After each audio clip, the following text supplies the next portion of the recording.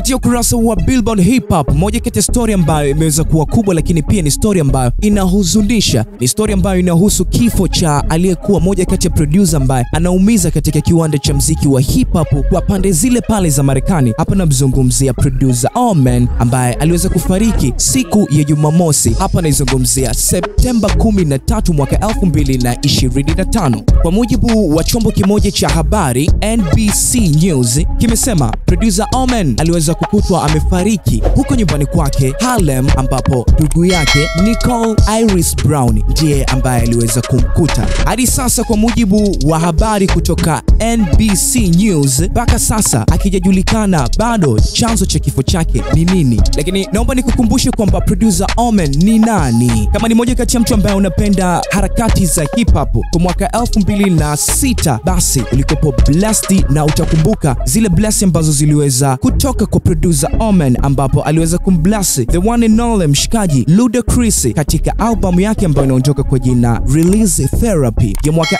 2006, ambapo kwa kupitia ngoma ya Tell It Like It Is iliweza kuwa ni moja kati ya ngoma ambayo aliweza kuproduce mtu mzima producer Omen. Baada ya hapo, hii ngoma ni moja kati ya ngoma ambayo kwa mwaka 2007 iliweza kuchukua tuzo ya Grammy katika kipengele cha Best Rap Album kwa mwaka ule 2007. Lakini pia producer Omen ndiye producer ambaye aliweza kuproduce ngoma ya Shut It Down ya mtu mzima Drizzy Drake akiwa amemshirikisha The Dream kwa mwaka 2010. Juni 15 hii ngoma ndio iliweza kureleasiwa kutoka katika album ya kwanza ya mtu mzima Drizzy Drake ambayo ilikuwa inaondoka kwa jina la Thank Me Later. So, ladies and gentlemen, guys and sisters, tuna kila sababu ya kuweza kusema RIP kwa kila mmoja ambaye ameweza kutangulia mbele ya haki na mwanetu ambaye right now ameweza kujiacha.